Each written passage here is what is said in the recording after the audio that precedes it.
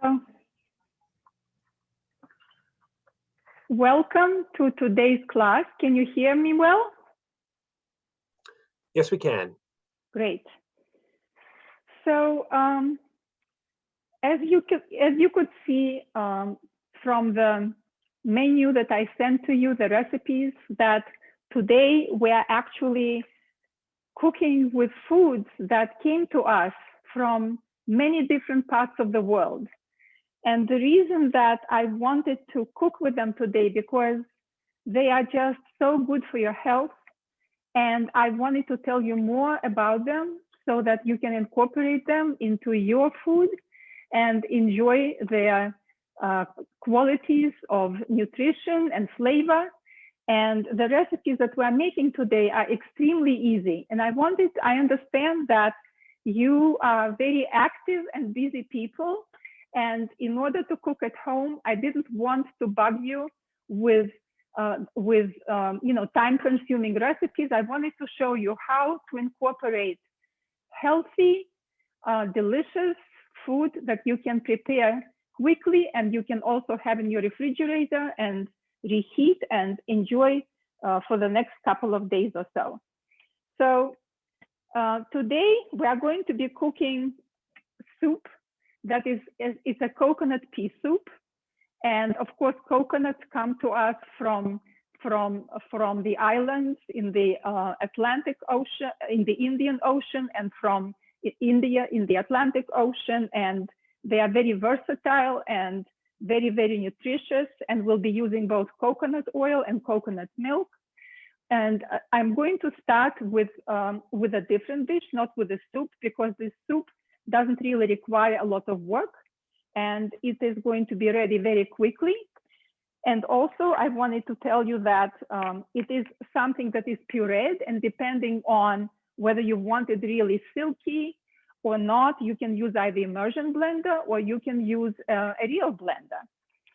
So we will start though with chickpea pancakes.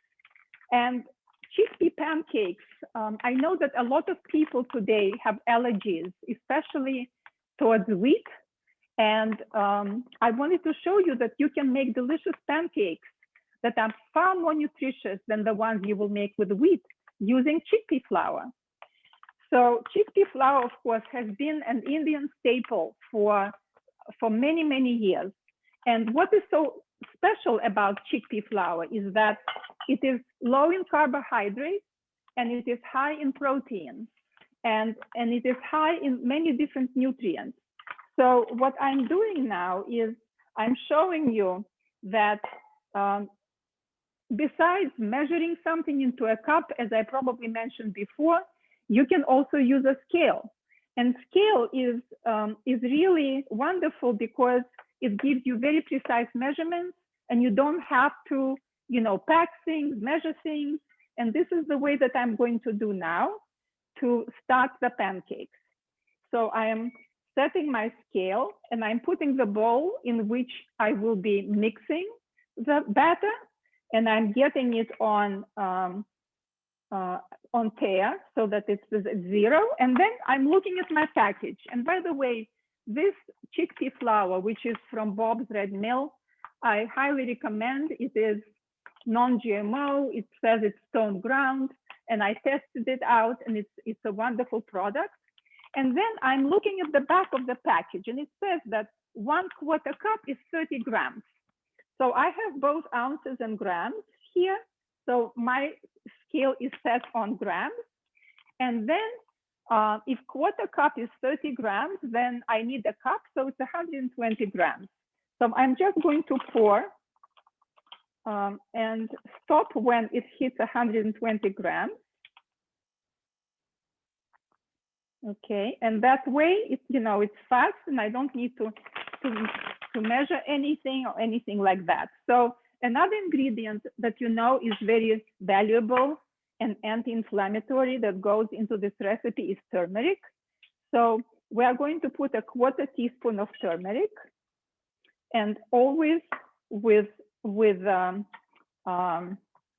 spices, I take like a full spoon, whatever measuring spoon it is, and then with a knife, I just swipe, and that gives me exact measurement. And then another ingredient that we have here is salt. So it says 1.5 teaspoons kosher salt. So I tested it with 1.5 teaspoons, and it was kind of maybe a little bit on the saltier side. So you can decide whether you want to use the whole amount of sodium or reduce it. I will put this time 1 teaspoon, and I'll see how it comes out with just 1 teaspoon of salt. So this is done. And so now we just have to take a whisk and just stir it to combine together so that our spice and salt are evenly distributed. And at this point, we are going to do the next measurement, which is our spinach. And spinach, again, I'm looking here that it says on the box, I'm turning it around, and it says 2 cups is 85 grams, which means that for 1 cup of spinach, I need roughly 43 grams. So again, I'm going to take my some kind of bowl, like I take this bowl and I put it on the scale at Pea, and 43 grams. Oh, I'm grabbing the wrong bowl. 43 grams. And of course, you can pack your cup. And I checked after I weighed this. I checked, and it definitely my cup was really packed to accommodate this amount of spinach. Okay, so this is a little bit too much. 43 grams. Okay. All right, perfect. All right. So now we are going to set aside our scale and prepare space for chopping. So clean everything. This we will need for later. And I'm going to set up my my plastic board on top just so that it would be easier for me to clean later. All right, and of course my true method of making sure that my knife is sharp, and then I can set it aside. And we'll see what else we need. So we prepared this. We have our tomato, and I'll show you, if you don't want to deal with chopping tomato, I'll show you what else you can do. We have jalapeno, and again, I'll be using only the rib, the outer part. I won't be using the seeds unless you want it really spicy, because the spice is in the ribs, in the seeds. And what else do we need? Water, which we are going to get here. So we need 1/4 cup of water. Here, let me grab my water. Okay. So I have this very special spring water that I get in Lebanon Springs. So it's going to go into my dish. And now we'll start chopping. So I wanted to show you that if you don't want to deal with chopping your tomato, you can buy chopped tomato in a jar to make it faster. Although I do recommend that you chop fresh tomato. And then you can just take a strainer and take a little bowl, and you will put your chopped tomatoes, canned chopped tomatoes, into a strainer and just stir it around, and all the liquids will drain, and you will have the chopped tomato sitting there, and you can approximate. It's not rocket science to approximate how much you need if you are using just 1 tomato. So now I'm going to, first of all, seed the tomato. In order to seed the tomato, what you need to do is You just cut it in half, like around the equator, and then you will just take your tomato and you will squeeze it like that, and all the seeds will come out. See, it's really, really very simple. And then you only have flesh left. And then you do the same thing. You really get a good amount of juice there. So if you don't do it, you will kind of disturb the ratio of how many liquid you need to have in your pancake. So now I will take out the stem part, which is kind of hard and rough. And then in order to chop it, the easiest way to chop it would be just to open it up. You open it up like that, you flatten it, put it down like this. You can even put it on top of each other, like two halves here on top of each other. And the rest, same thing here, like that. Or you can have them facing each other, or you can have them with this side. That will be slippery. Better with the inside. And then all you do is you just hold it tightly, and you just go like that. And I see that having them on top of each other is not really very handy. So I recommend that you don't save on time here and just have them sitting on the shiny side out, because it's much easier for you to cut through when you have it on the shiny side down, and you can hold it well, and it's much easier to cut, for the knife to cut through the soft part, but not through the shiny part. Okay, and here you're just holding it and chopping it. And so just try to make more or less uniform pieces. Of course, another knife that works really well for tomato is a serrated knife. And let me try whether serrated knife will work better.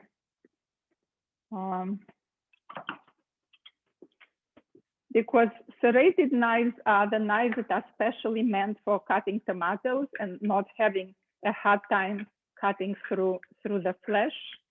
But my experiment is not really a good one because it's too small.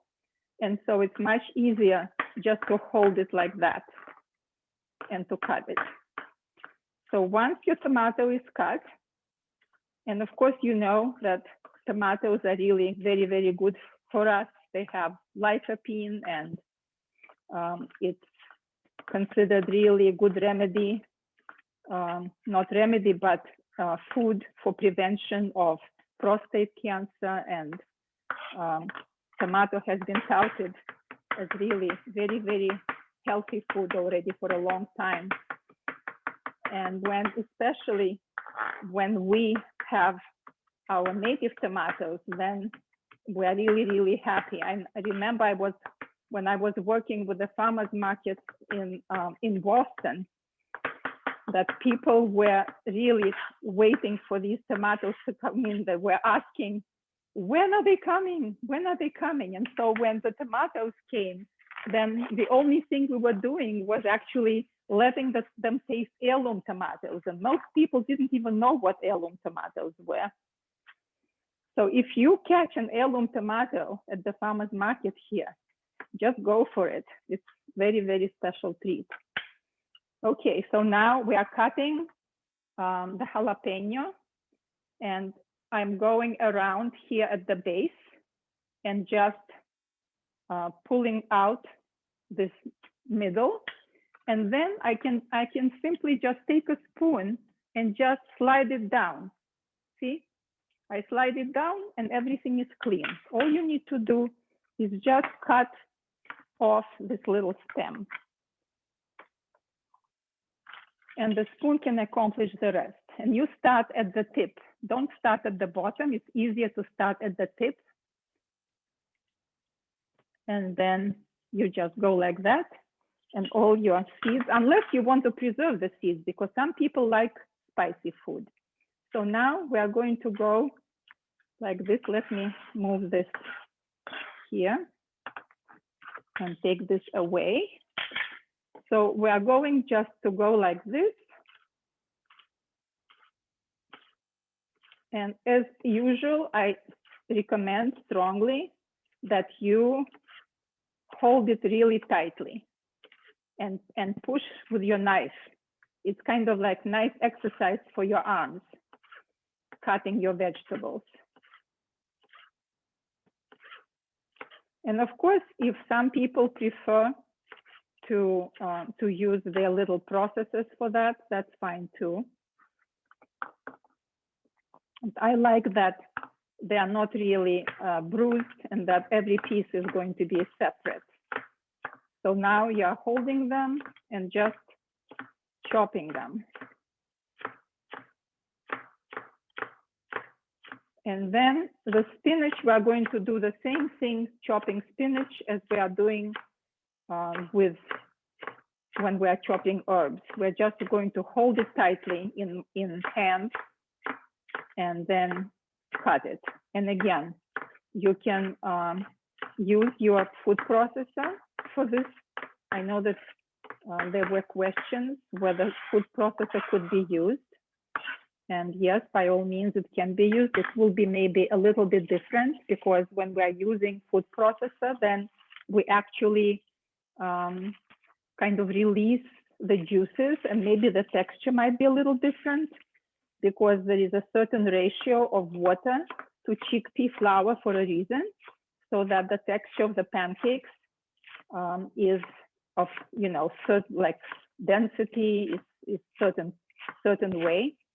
So it's not really a big deal, and it's very, I find it very therapeutic, you know, to be just holding the vegetables that were growing there and picked by somebody and shipped to us. And now we are going to be transforming them into a meal. So there is something kind of therapeutic and curative in this process, where we are kind of transforming the vegetables from their whole form into little chopped pieces so that they can suit our intention of incorporating them in pieces.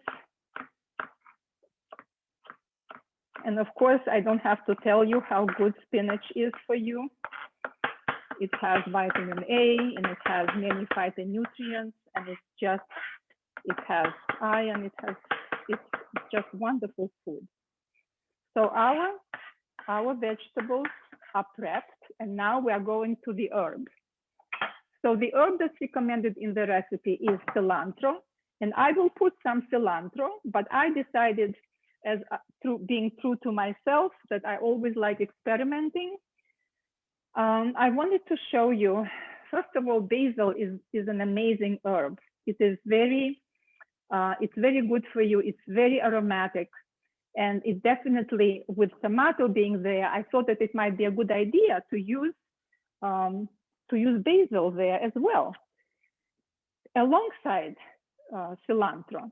So if you go to the market, you know that basil is sold sometimes in these boxes, and then basil is extremely gentle, and it's very easy to bruise it, and it's also very easy to lose it because sometimes we don't know, you know, how to make it last.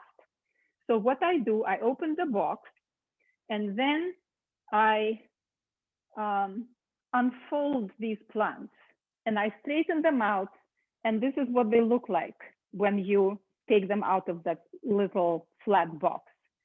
And then I take a little jar and put water into it, and then I also trim the roots and put it into water, and then I cover it with a little plastic bag, like I took a little sandwich bag, and then I keep it at room temperature, and they keep like that for a few days. So you don't have to worry And if you want to add it to something else, you're not going to lose it. It's going to be there for you. So what I'm going to do is I'm going to take the leaves of some of the basil and just strip them like that. I'm going to see how I'm taking it and I'm grabbing it and I'm just twisting. And then even if you put a little more than the recipe calls for, you know, these recipes are kind of to give you an idea. It's not like something you are baking where it has to be very, very precise and measured. Here you can put a little more, and you can also save some in order to sprinkle it on top. So let's put it back into our jar. And here we have cilantro, and of course cilantro is another amazing herb. And let me deal first with the basil, because you cannot chop basil the way that you chop parsley and cilantro because of the delicacy of its leaves. And so with basil, you want to just kind of hold it and slice it. And sometimes you even need to put like leaves on top of each other, but this works quite well. And I just don't want to tamper too much with it because it is such a delicate herb. And I don't want to bruise it and to preserve its kind of integrity. So I'm actually, with basil, I'm doing sort of like a julienne. So as you can see that I'm cutting, and the leaves that I cut, they fall into these thin strips. And it smells so wonderful. It has this aroma a little bit kind of like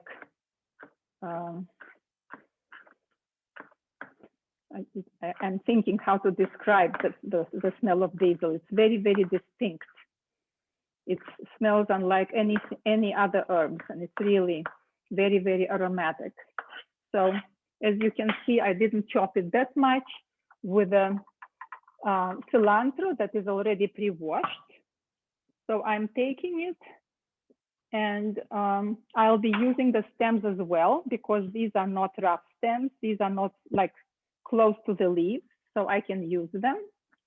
And then after you chop your herbs, you can actually save some for the top, because after your pancakes are ready, you might want to sprinkle them.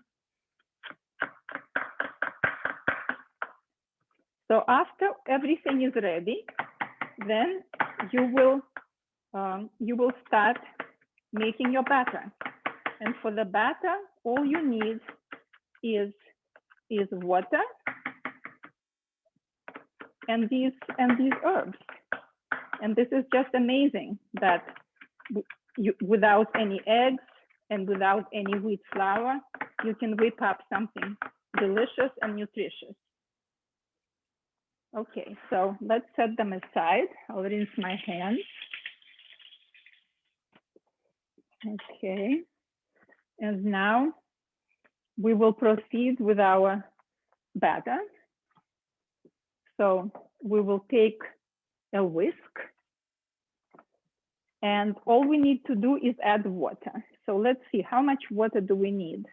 Just 3/4 cup. 3/4 cup of water. So let's measure. 3/4 cup. So I'm holding it intentionally at the level, at my eye level, so that it's really precise. And then I just add water and mix it together. And you have this batter.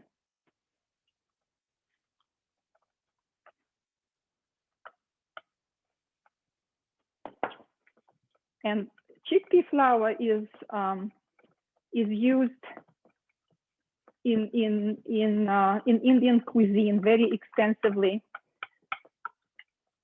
And this is this might have come from Indian cuisine as well.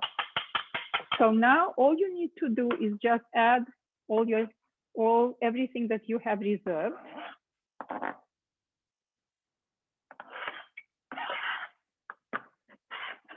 And you have so many wonderful nutrients there that it is just amazing.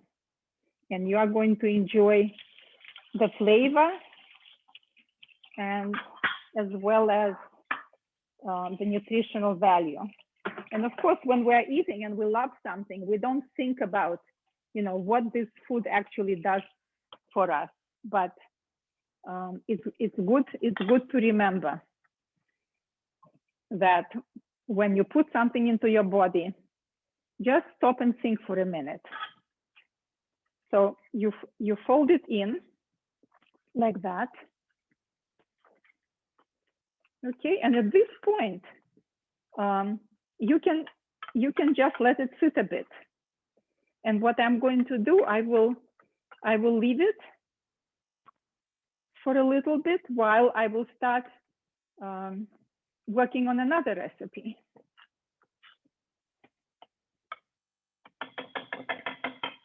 Okay. So sorry, Anna, real quick, we had a couple of questions from this one. Yes, sure.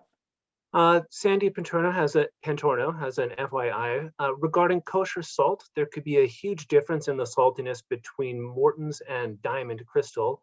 Morton's being salter by the same measure as Diamond Crystal. Yes, this is something that if you were at all my classes, that this is something that I actually started my class with. I absolutely would agree with you 100%. And I'm very happy that you are so aware of this quality of difference between Morton and Diamond. I prefer Diamond salt. First of all, I find it to be sweeter. Morton salt, even though it's beloved by most restaurant chefs, it has very harsh flavor, and it's also twice saltier than Diamond. So if you prefer Morton salt, by all means decrease the quantity of salt by half. Okay, so do you have any other questions? Yeah. I have Judith asks what's the weight of the small tomato? What was the weight of tomato? I think that it was probably about 6 ounces, I would say. And Larry and Gail asked if, yes. Sorry, and Larry and Gail were asking if you have tried a yellow tomato.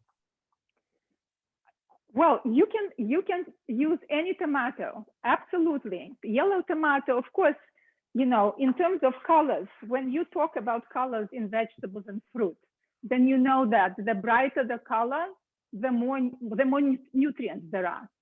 However, yellow tomato is lower in acidity. So if acidity in tomato bothers you, by all means, go with yellow tomato. Great. That's what we have so far in the chat. Thank you. Okay, wonderful. So we are going to move on to our sweet pea soup. And of course, sweet peas are going to come into season very quickly. However, frozen peas are really a very convenient food that you can use to swap. And if you don't want to deal with opening, the pea pods and getting the peas. And I think that when fresh peas come in, you want to just pop them into your mouth and enjoy the sweetness and juiciness. So for soup, I would go with this, and with that, within a heartbeat. I don't recommend for you to bother with peas, fresh peas for the soup. So this is a recipe that I actually came across in a cookbook that I have mentioned the name, Bibi's Kitchen Cookbook. This is by different home cooks from Africa, from different countries of Africa, that were cooking for the authors of this cookbook, and some recipes were just sounded so wonderful and were so easy that I thought you know, when you don't want to fool around with so much prep, why not use something simple? And this is the case where you can nourish yourself, because everything that goes into this soup is really very, very nourishing. So it says a small onion. I didn't have a small onion. I had only like a medium-sized onion. So I will, what I will do is just cut this in half and use the smaller half. And then I will start heating up my pot. Okay, and we are going to use coconut oil and coconut milk for this soup. And I will talk to you about the benefits of coconut.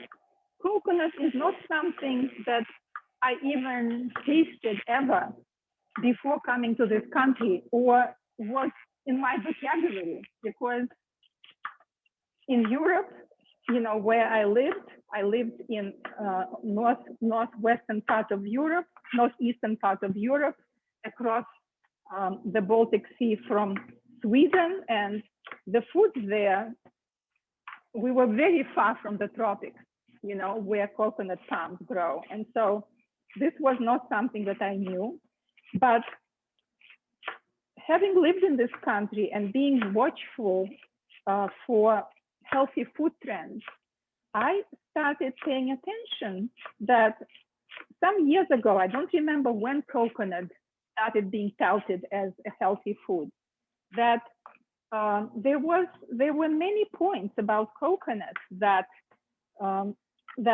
made it kind of imperative for me to include it into my diet.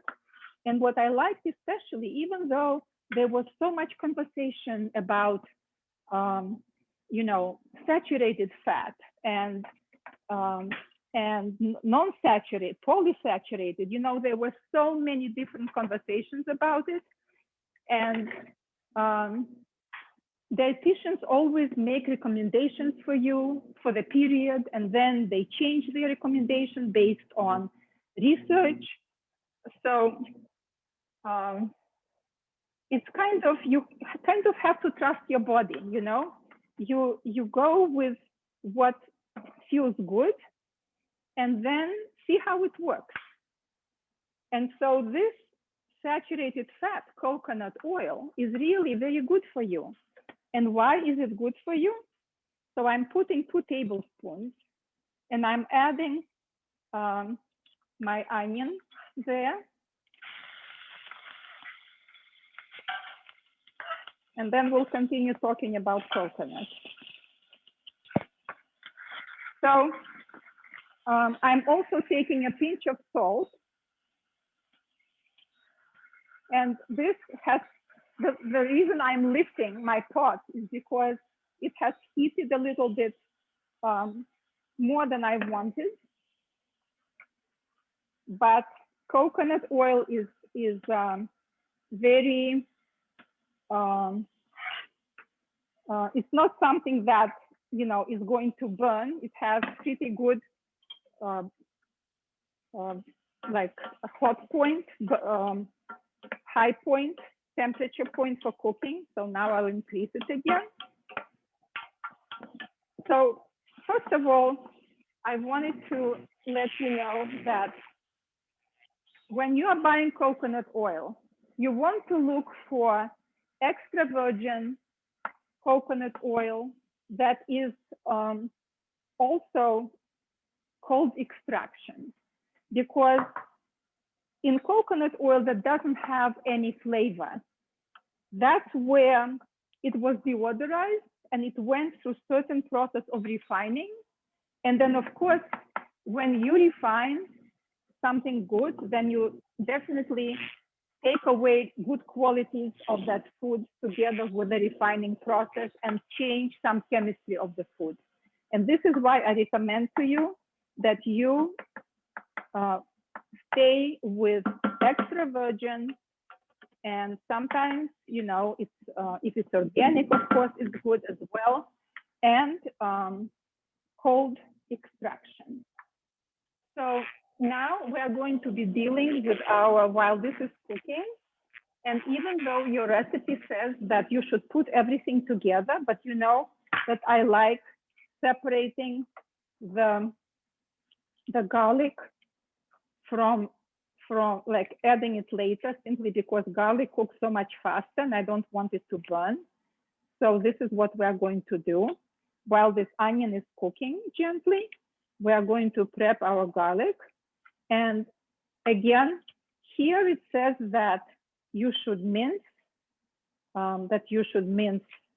your ginger and garlic. And with ginger especially, I can show you two ways that you can add it. You can either just smash it and just chop it, or you can grate it. But first, of course, you want to peel it. And for that, you need a little teaspoon. And I already showed you this trick, that this is so easy to peel your ginger, just with a teaspoon sliding off the skin. And then I will show you. And this uses, good amount. It's flavored mostly by ginger and garlic and onion, because there aren't really many other seasonings except for cayenne, which is also very good for your blood. And I know that some people are more sensitive to spices, so you can add it to your taste, not necessarily following the direction of the recipe.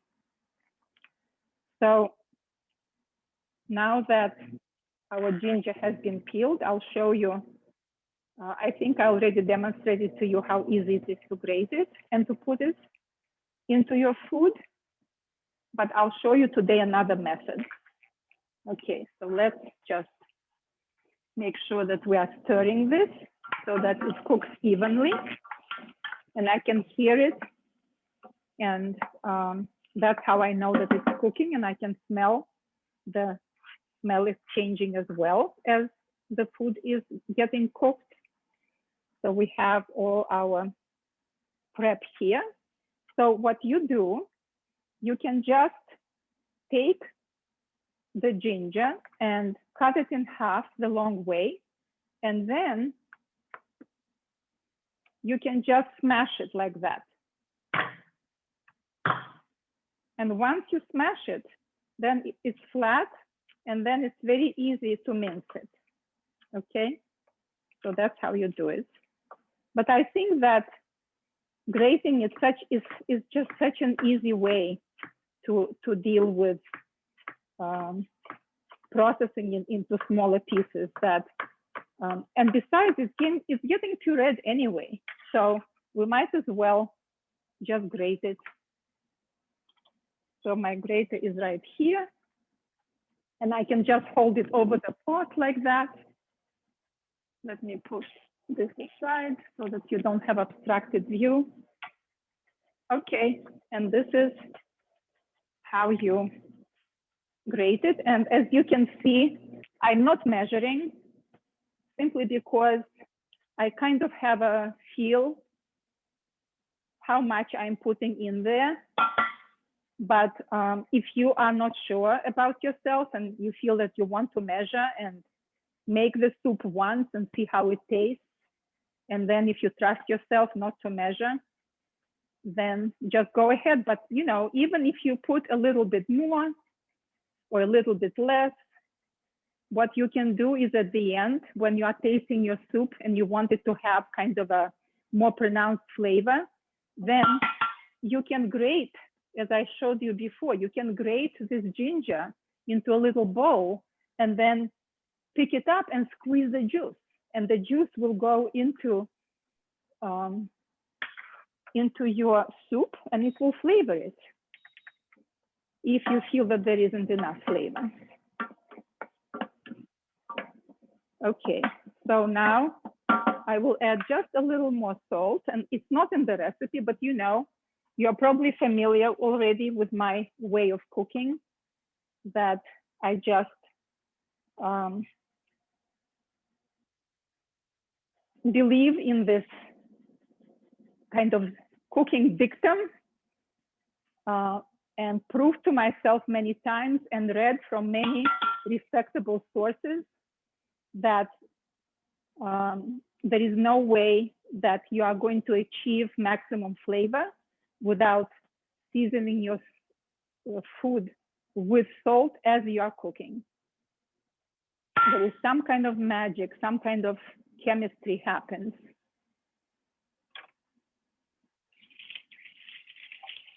Okay, so now, again, we will stir it and we will add cayenne, which is a very, very hot spice. And this is all that is flavoring our soup. So we will take cayenne, and we have here half a teaspoon, which is quite a generous amount. So if you want to, again, put less to start with, and then add if you feel that you can take more heat, then by all means, do that. So now I can, as soon as I added cayenne, it's just these, the steam, this hot steam is going into my nose. And I can tell that this is something that is spicy. So you want to cook it a little bit just to make sure that you took the rawness out and that it's nice and soft. Okay, so next, what we are going to do next is we have to have our water and coconut milk ready. So now about coconut milk. First of all, coconut milk is not really the milk of the coconut. It's not the milk of the coconut. The milk of the coconut is the coconut water, which is a wonderful, wonderful product by itself. It is actually so high in different nutrients that you need. For example, if you need an infusion, and I know that I was reading that during World War II and during Vietnam War, when they didn't have the proper, solution for intravenous, that they were using coconut milk because it is so close to the chemistry that you need in your body. So coconut milk is something that you get from the flesh of the coconut. It's being pressed out of the flesh of the coconut. And I always buy organic coconut milk. I also buy full fat. And I want to make sure when I hold this can, when I shake it, that I don't hear any kind of swooshing of the liquid, because then I know that the amount of fat that I want in this milk is there, because it's very beneficial fat. It has medium chain acids, and lauric acid. And this is not the kind of fat that when you consume animal fat that actually stays on your body. It doesn't add fat to your body. So it's very beneficial, very beneficial. So then after I chose my coconut milk, when I need to open it, I do not open it from the top side where you see the writing, the way that it's supposed to be. I invert it. I invert it because all the fat rises. And so I want to make sure that, now we are going to keep all of this. We're going to use all of this. But if I want to keep it and I consume it in my coffee every day, then I want to make sure that this coconut, where water, like coconut water and coconut fat are separate, that I want to make sure that first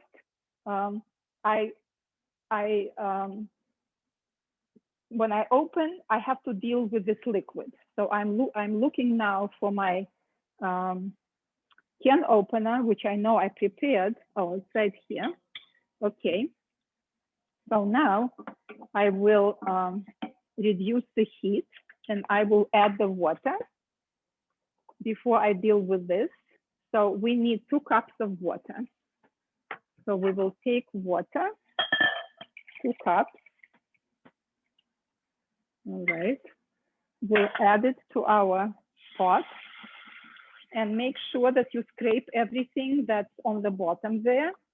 So before you add more water, just make sure to scrape all these beautiful, tasty bits that accumulated on the bottom, because once you add all the water, then it will be difficult to do because you will be splashing everywhere, and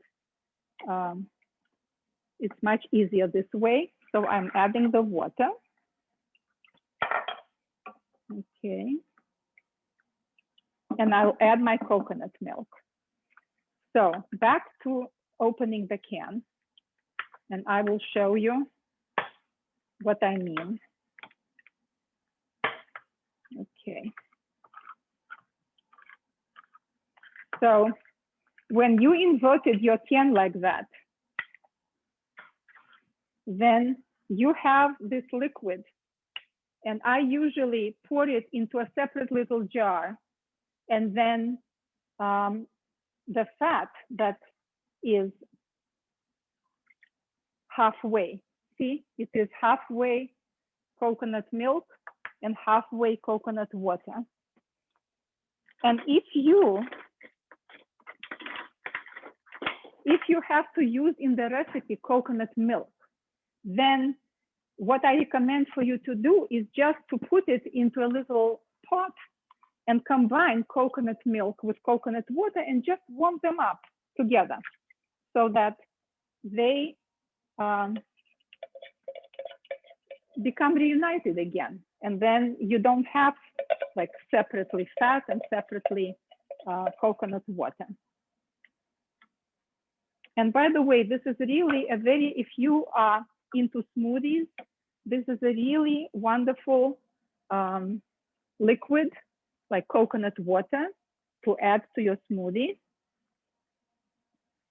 And it will increase electrolytes because coconut water is considered one of the highest sources of electrolytes. So now that we added our liquid, all we need to do is just bring it to boil. And then we'll add the peas, and we will cook until the peas are just bright and tender, and then we can process them. So this is really a very, very easy recipe to make. So we'll take this away. We don't need this anymore. And of course, we will be tasting. So make sure that you have your spoon ready for tasting. Okay. So also, I'm sure that you will probably need to add some salt. So let's see, like right now,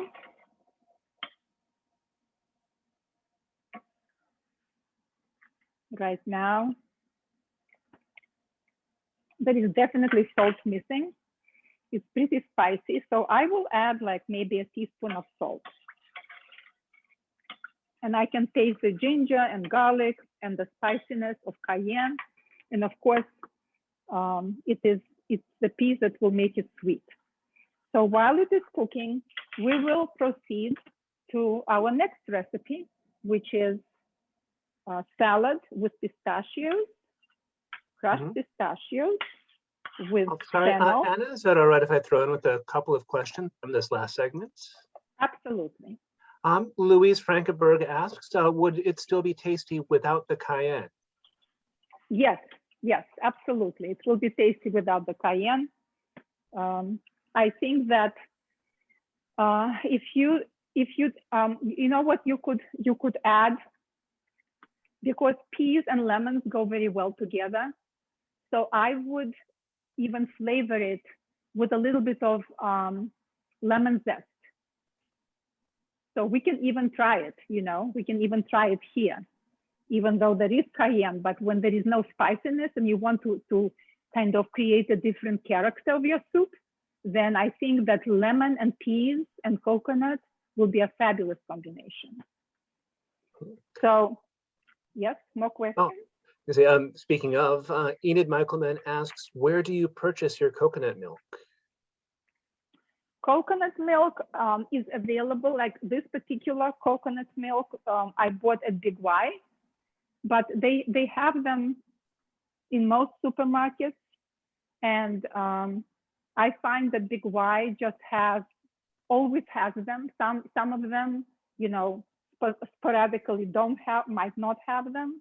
And also it's there at a very competitive price. And on a similar note, Rhonda Pastore asks if there's sugar in the coconut milk that you use. No sugar. It's just, there is some guar gum that is added there for, you know, to preserve the texture. But no, there is absolutely no sugar. And I am very wary of any products that I buy that to make sure that they have no added sweetener. That's what we have in the chat. Thank you, Anna. Okay, you're welcome. So now we are going to our fennel, and we already talked about fennel last time. And it says in the recipe to use 2 or 3 small fennels. They're not always available. So I kind of got something that is of equal quantity. And what I'm going to do, I don't want to waste my fennel. So this fennel looked really clean. Sometimes the outer side, you know, try to find a fennel that looks really nice and clean and not bruised. Then you can use this outer side. Sometimes you just have to get rid of it and peel it off. But I don't like doing it. So I try to find fennel that is nice and clean looking. And then I will just peel with a vegetable peeler. I will just peel the outside that might be a little rough, and the rest I'm going to use except for the core. And the core, it's not like you have to throw it out. You know, it's like in the cabbage core. It's edible and you can chew on it, but it's not something that will go into the salad because it has a very different density. And so I wouldn't add it to the salad, but it can go into your soup. If you are making, you can chop it up into your soup, or if you are making a broth. In the meantime, this is coming to boil. So I'm going to cut it in half. Let me clear up this space so that you can see well what I'm doing. First, I cut it in half, and then I will be cutting into smaller pieces. But because I don't want it to sit out too long, I will put it aside, and I will proceed with lemons, because I wanted to show you how you can make supremes. And supremes are what I would say fillets, you know, like you would say they're fillets of lemon. They are the insides without the membranes. And you can do the same thing with any citrus. Like I'm doing the same thing with orange, or the same thing with grapefruit. And of course, it's much easier to do with them because it's a bigger piece of fruit. But it will be just as possible to do with our lemon, even though it's small, more delicate. So you will need 2 knives. You will need one knife where you will be cutting off the sides and also cutting away the peel. But what I'm going to do, see, my soup is boiling, because this is not gas stove where it is so easy to just lower the heat and you know that it's lowered. But this comes back to lower much longer. So at this point, it's okay that it's boiling, because I want to add my peas that are still half frozen. So I'm going to add them, and they will lower the temperature of my boiling water. Not water, but you know, broth. But at the same time, it will continue cooking. So at this point, this boiling is really working for us. And you don't want to keep it too long, because you want the peas to be just cooked and still retain their bright colors. So let's look now at lemon. what I want to do is, because once I take off the peel of the lemon, I really won't be able to use the zest anymore, because I can only zest my lemon when the peel is still on it. So if you want to use the zest in a salad or to add it to your soup, which, you know, we might do even with cayenne, that was a good question, and that kind of opened me up to adding different flavors. And of course, lemon is not something probably that they would use in Africa for flavoring, but we are not in Africa, and we can experiment and have fun with food. So what I'm going to do, I'm going to take this bowl so that the zest right away falls into the bowl.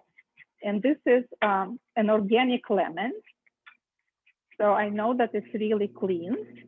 So I'm going to zest it, and I'm not going to waste this wonderful, you know, flavoring. And I'm sure that there are nutritional quality in this as well. So I'm going to figure out what to do with it. I might put it back into the salad, even though it's not in the recipe. But then what? You know, you can change the recipe. You don't have to be so precise in terms of like additions that you know are not going to make it worse or take you off track. Lemon zest in this salad, for example, definitely won't take you off track. Okay, so now I see that my soup is really boiling pretty fast, and I see that my peas are looking really bright. So I don't want to lose the moment, and I want to taste it and to make sure that the peas are cooked. So I'll just take one pea, and it's not cooked yet. So I will continue cooking it, but at the same time, I know that I need to add a little salt, because without salt, other flavors don't come through. And interestingly, that I don't, yeah, I taste ginger. You know what ginger does? And the person who asked the question about whether we need to use cayenne, I have to share with you. Sometimes I would add ginger to a dressing or to a soup. And I know that I haven't added anything there that is spicy, but the soup is spicy, or the dish is spicy. And then I remember that ginger is in it, and ginger actually adds the spice. So without cayenne, it will be perfectly good here. All right, so we will decide, you know, what we want to do with the zest, whether we want to add here or not. We'll decide it later, but in the meantime, let me go to supreming. So we will take our lemon and we'll just cut it on both sides. And then don't cut off too much so that you don't, you know, take away the flesh.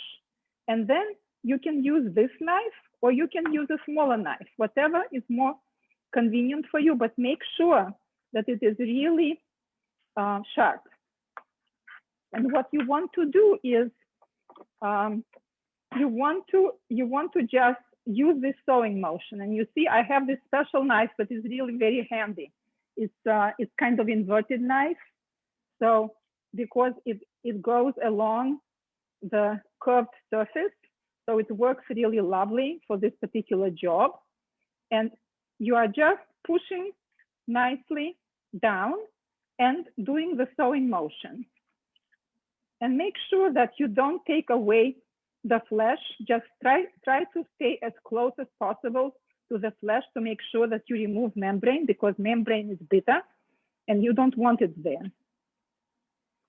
Okay, and so when you're done with that, then you are going to be, you need to have a little bowl.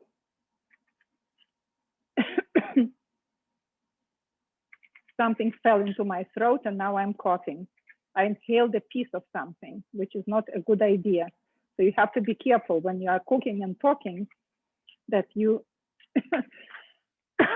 you don't put too much food into your mouth or no food at all. Okay, so now I'm going to take a little bowl and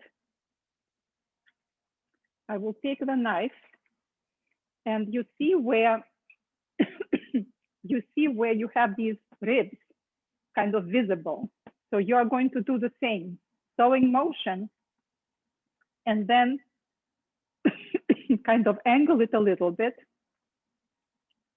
and push it out.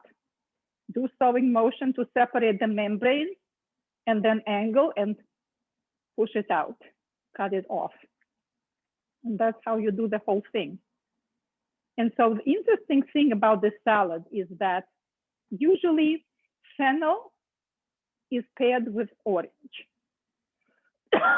It's like a classical pairing. Fennel with orange supreme is really delicious with some red onion. Okay, I'll have to take one break.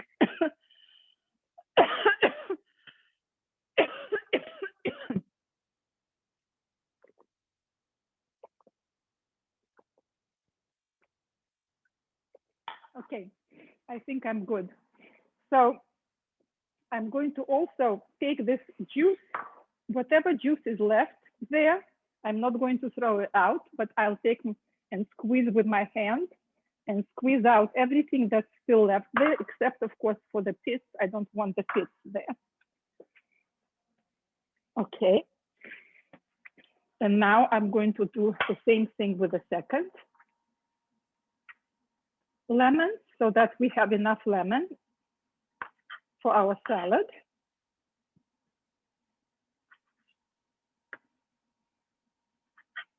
And of course, lemon being very, very delicious and something that is really great to have at home because it balances flavors. Sometimes you're making a soup and you are thinking it doesn't taste right. Besides checking to make sure that you have enough salt, you also need to check if you have acidity, because acidity really balances flavors, brings out the flavors that are there that might be hidden. So I highly recommend for you to have lemon in your household and use it for this. So this will give us the amount of lemon that we need in our salad. And the rest will be very simple because all you need to do is slice the fennel and crush the pistachios. And of course, it says that you should roast pistachios, but you can buy already roasted pistachios. I actually bought roasted pistachios. So it took a little time for me to take them out of the shell. But if you come across pistachios that are roasted without the shell, by all means, you can do that to save on time. Okay, so our lemon is good. I made sure there are no seeds. Now I'm squeezing. Okay, and we are good to go with our lemon supremes. And as you can see, that it takes a little time, but it's totally worth it because it is so refreshing to have this in your salad. And it's so beautiful to serve supremes in your salad, like in the winter, you know, to have a salad with sliced fennel and some orange or grapefruit supremes is going to be absolutely delightful. So let me taste now. Okay, the peas are ready. And at this point, I can puree. And what I'm going to do is, I'm not going to puree at this point because I want to put it into a blender. I feel that because there are not so many peas there, that doing it with the immersion blender is great. When you're making a soup, for example, with a lot of like root vegetables, like with butternut squash, and you will have sweet potatoes there, for example, and you might have apples there, then this will work very well because you have a lot of substance and it will be easier for you. But for this soup where there aren't that many peas, and I probably, like looking at this recipe, I probably would have added more peas to this soup. So let's see how it comes out when we do it. However, in the meantime, what we are going to do now, we are going to switch. We have everything basically prepared. We have our nuts, we have our supremes, we have our fennel. All we'll need to do is to slice it. So what I'm going to do, I'm going to start cooking the pancakes. So since this burner is not really very dependable, and to cook pancakes, you really want to heat up your skillet so that it's at very high temperature, because you don't want to overheat it. But at the same time, when you put pancakes on your skillet, you want to make sure that they seize right away, that they start cooking right away, especially a pancake which is made with chickpea flour, okay? So what I'm going to do now, I'm going to use my real stove in order to preheat. And I'm going to prepare also a measuring cup, because all you need to do is put just quarter cup of this and spread it. So let me turn on the heat here, and I'm going to move I will show you, I will transfer it here. Once it starts cooking, I will transfer it here so you can see what is happening. But at the same time, I want to start it there. The oil that I chose to cook it on is avocado oil. And this is also very special oil because it is being pressed. So it's not something that is being refined or something that is being deodorized. So we know that it's really healthy and has high smoking points. And for pancakes, you want to have a fairly high smoking point. So let's see how I put it on highest heat. I put my skillet on highest heat, and this is also supposed to be heating. So I will add about 1.5 tablespoons of oil into my skillet. And of course, I'm not measuring. I'm just eyeing it to make sure that it coats the skillet. And how do I know whether it's ready, the skillet is ready for the pancakes to go in? Is I can see whether the oil starts moving, because when it's cold, it's kind of sitting there. When the skillet has heated up, the oil starts spreading and it starts forming these kind of like little puddles. And this is what you are looking for.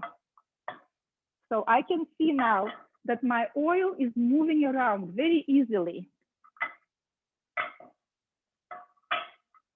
And at this point, I'm going to take my little cup and I'm going to put quarter cup and then spread it around a little bit. And then that will be the end of it.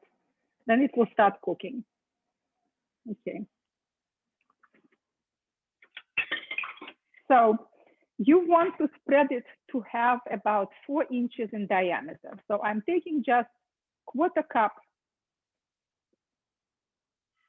And you can hear also. That's why I'm always saying that it's important to have all your senses with you, because if you don't hear the sizzle, it means that your skillet hasn't really warmed up sufficiently. And I can definitely hear the sizzle, and I'm spreading it. Okay. Okay. So now I'll try to move it here, see whether it is going to continue cooking. So far, it looks like it's cooking. So you can put, I put 4 of them here. You can start with 3. I like making sure that they have enough room between them, and I see how it is still sizzling, but definitely it's not as hot as it is there. So let me take it back because I want it to cook properly. And you want to make sure that your pancakes are cooked really well on one side before you flip them. So let me show you what it looks like.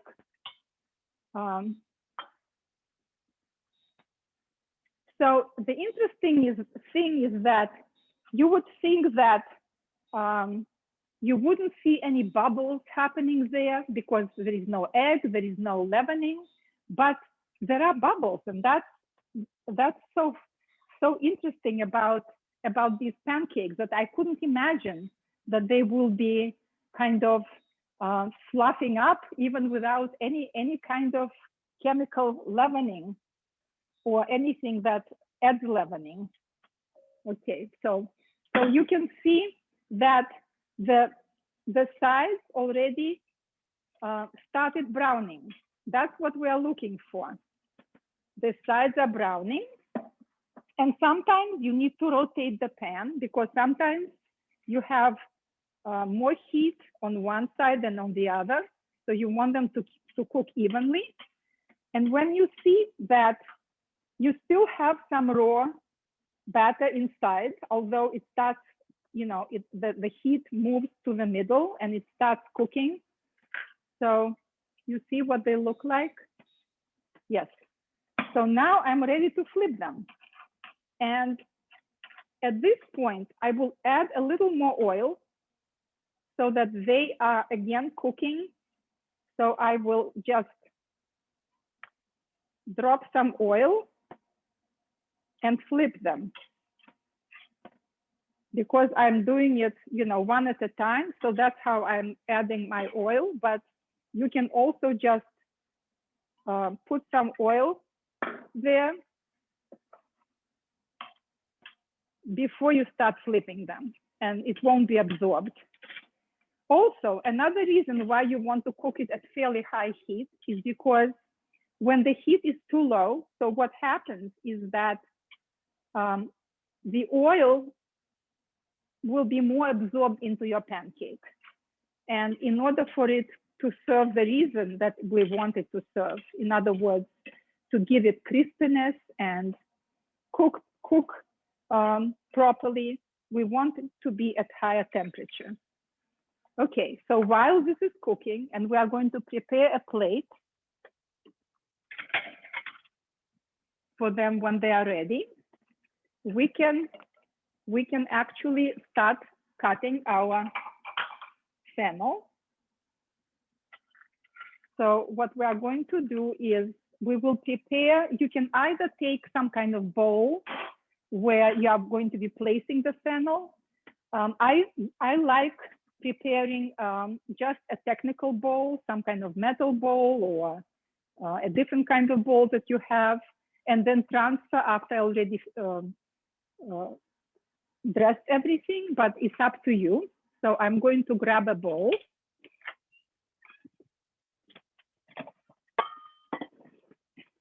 And usually I like working with a large bowl so that I'm not restricted with having to mix it properly. And I will cut the fennel again this way, and then I will start cutting it into longer pieces like that, just along the length. And if you had a small fennel, then you would have thinner pieces, but because my fennel is not small, so I'll have to do kind of like a double duty. I will cut into slices before I hit my root. I don't want to deal with that middle, with the core. So I will just rotate it and slice along like this.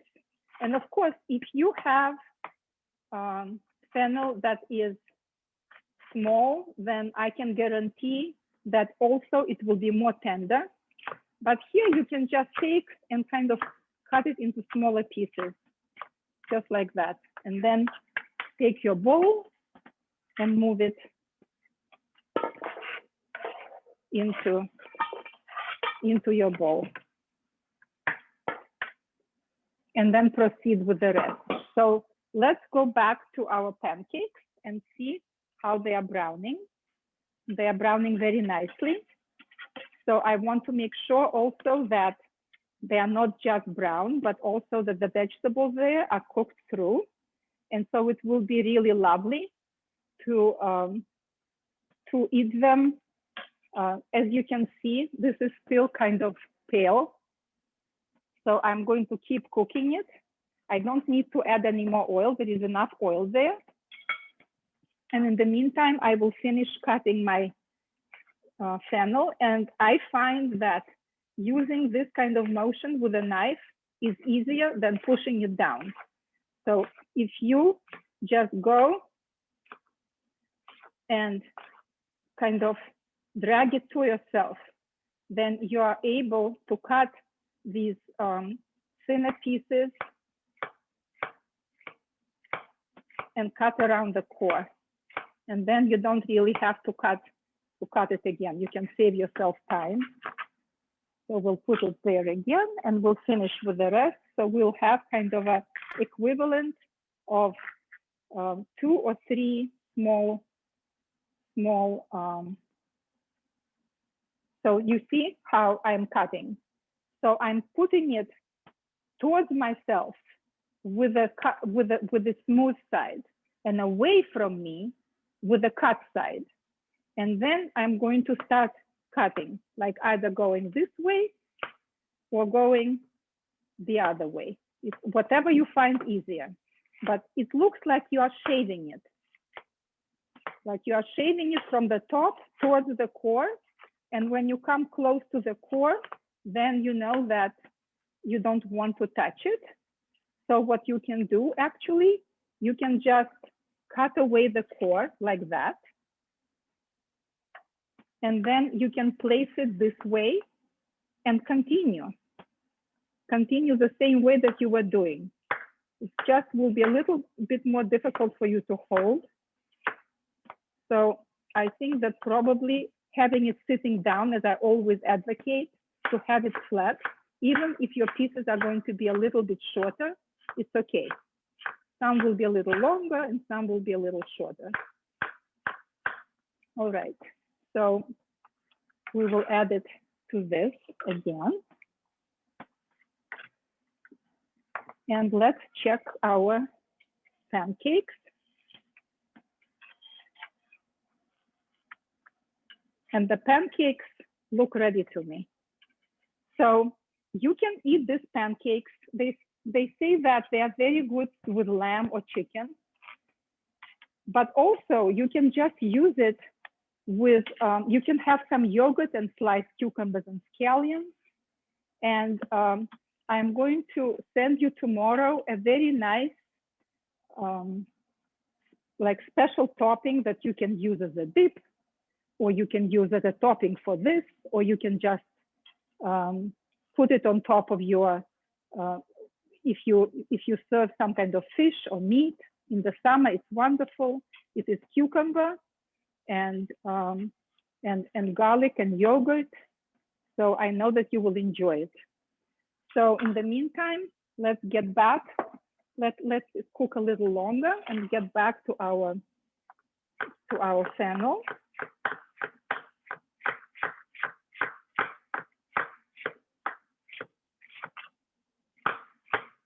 So of course, at home, you don't have to tackle, 3 things at once. I'm just showing to you how you can use your time, what you need to cook first and what second, if you want to maximize your time, but you can just cook this one dish at a time. You don't have to cook everything together. All right, so now that our fennel is ready, and our pancakes are kind of cooking on lower heat. And all we need to do is just smash our we also will take our jalapeno, and you can use a hotter pepper than jalapeno if you like hotter flavor. Jalapeno is pretty mild.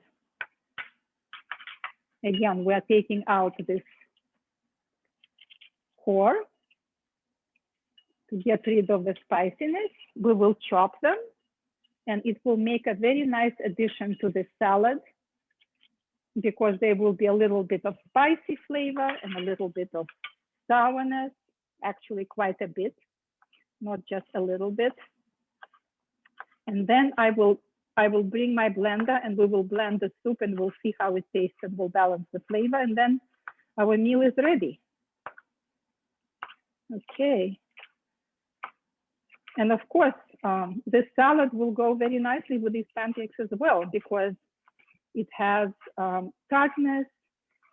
The pancakes are, pretty substantial, but this will have also tartness and spiciness and crunchiness of pistachio nuts. So it will be really a lovely combination. And in general, this meal will be a lovely meal, having a soup that is so comforting and nourishing, and also the pancakes with salad. This can be a meal by itself. Okay. All right, so make sure that you chop them evenly because you don't want to have big pieces. And if you want to put less, then it's up to you. You always have to see what you like and how it tastes to you. Even though the recipe might call for something, and this is of course very easy to balance because all you have to do is just add less of the spicy peppers. So we'll add the peppers. Okay. And now we will just make sure that we have space for our nuts. And with the nuts, crushing the nuts, I think that you can either chop them or you can just take towel, see my towel, and you can put the nuts here. And I'll actually move, first of all, I'll take them out because I want to take a little skillet and show you what we can do. Either skillet or a little pot. So we will put the towel and we'll put the nuts. Okay.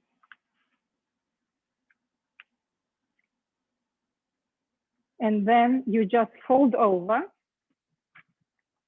and you just bang.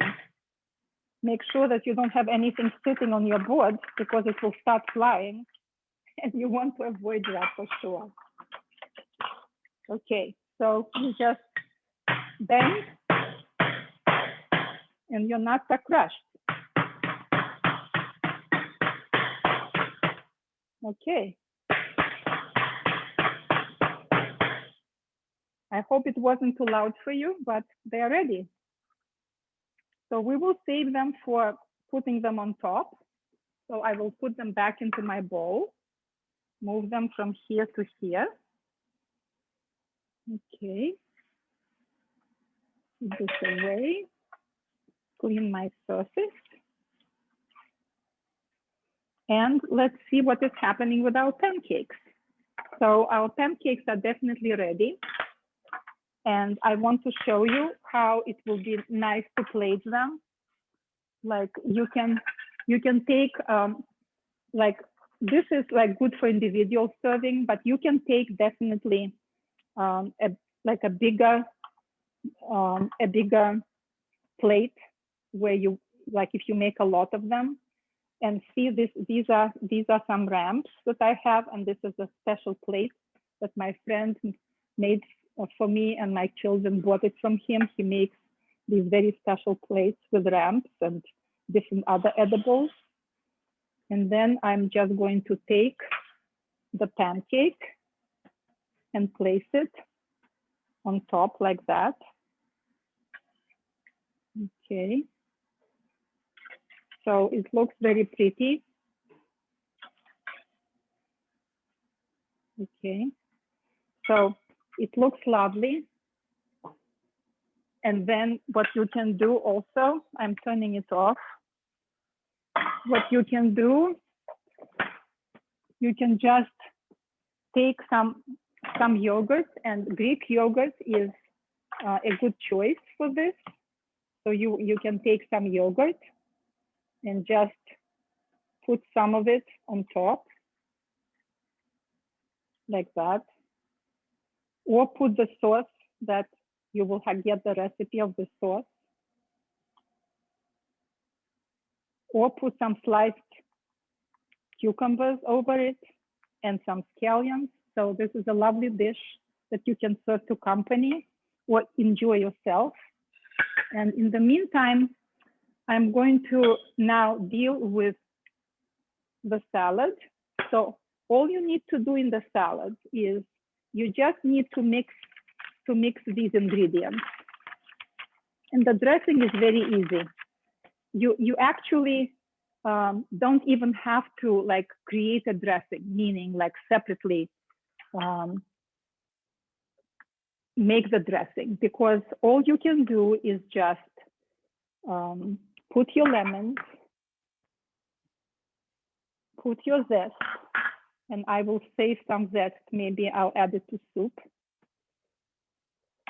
Then you drizzle some honey. Okay. And then you drizzle some olive oil, but prior to that is always salt. Before you add olive oil, you always want to add the salt, because the olive oil will coat your vegetables and will not really allow them to be seasoned the way that they should be seasoned. Okay, so now that everything is mixed together, you want to taste. Before you add olive oil, you want to taste if it needs more salt. This is so lovely. It's very spicy, so I recommend not to go with the whole amount of jalapeno if you are weary of spiciness, and then just drizzle a little olive oil. And then you'll see, you know, whether it's enough or not. You don't have to exactly follow the recipe. You have to follow your senses, follow your heart when you already are comfortable in the kitchen. And then it's just amazing how simple, you know, something like that, that you put together, how delicious it can be.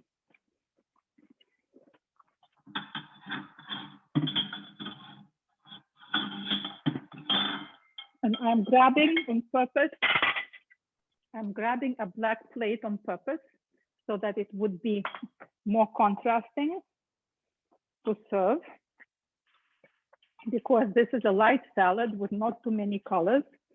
And you want to make sure that when you are serving something, that it looks really beautiful. And then you're just taking and showering it with your crushed peanuts. You see how lovely it looks? And absolutely delicious.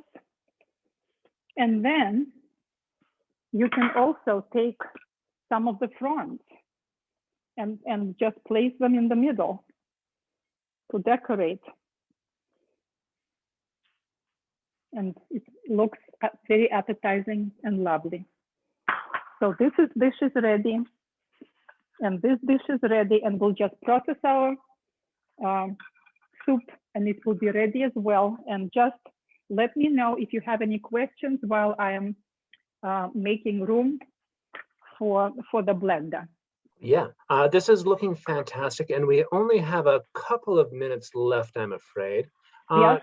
Louise Frankenberg comments that the lemon supremes look similar to what she gets when using a grapefruit knife to remove segments from orange or grapefruit after cutting in half, with no rind removal needed. Yes.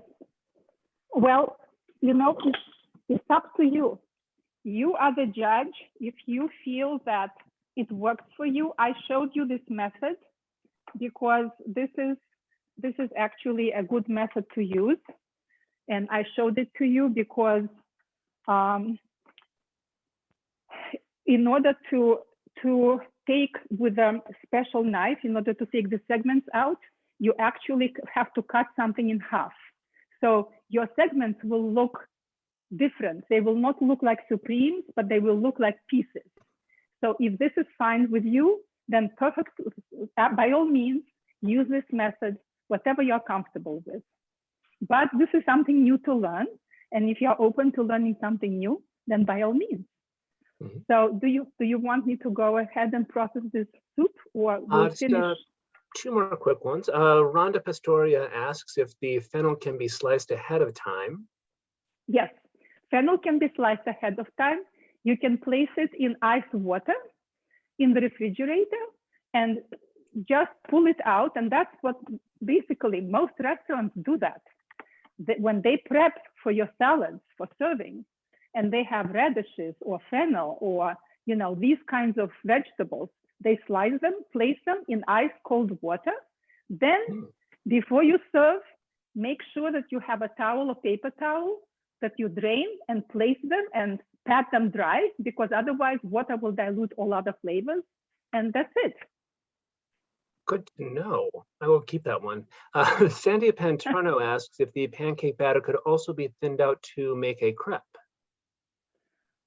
I don't see why not. I think that you have to be careful about not diluting it too much, so that the chemistry of the crepe, not the crepe, but the pancake, right? The chemistry might be challenged because there might not be enough starches to hold it together. So I would go ahead and try it, but first just adding a little water and trying it as thin enough that you can make a crepe, because these pancakes are basically very close to thickness of crepe. They are not really very thin, but I would encourage you to try. Absolutely, just go slow and make sure that your skillet is hot and oiled.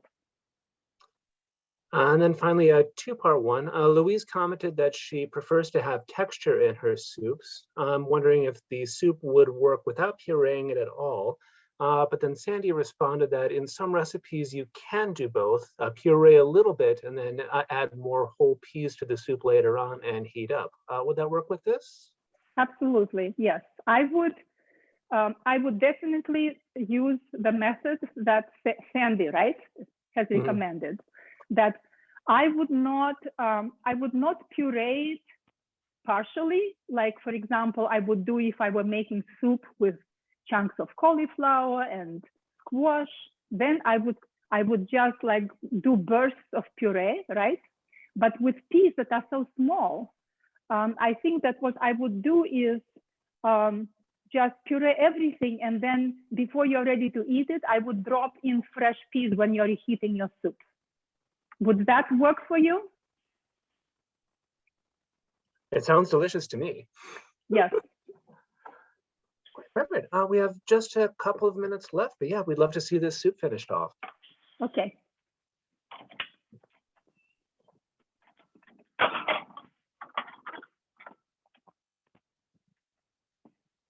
So you have to remember that when you are using a blender, you don't want to overfill it, because if it is too full, then it will start, it will just overflow, and you don't want to be burnt and to be hurt. So what I'm going to do, because I will actually do blending in the back, because I have a convenient outlet there, which I do not have here.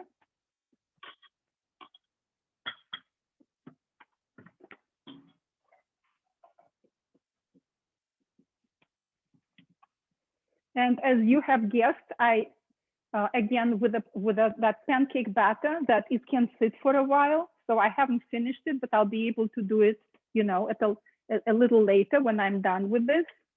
So if you might need to do it in batches because it won't fit into your blender, make sure that you fill it like maybe it's 2/3 up, 2/3 of the way up, no more than that. So we'll see what I can do. Yes, my blender is it's kind of Vitamix, you know, variety, very powerful and more professional.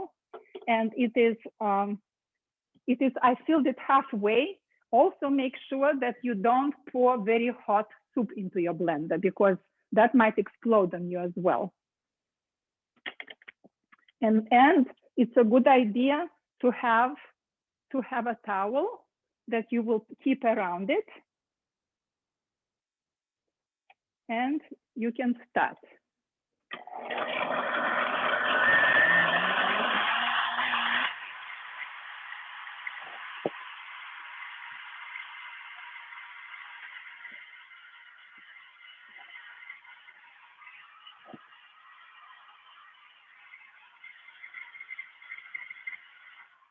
Okay, so this operation is really very, very easy because pureeing it is really not so what I'm going to do so that I can show it to you, right? I will pour it into this little bowl and it's nice and smooth and very gentle color. And now I'm going to taste. I want to see if I'm happy with the flavors. It is really, it's really lovely.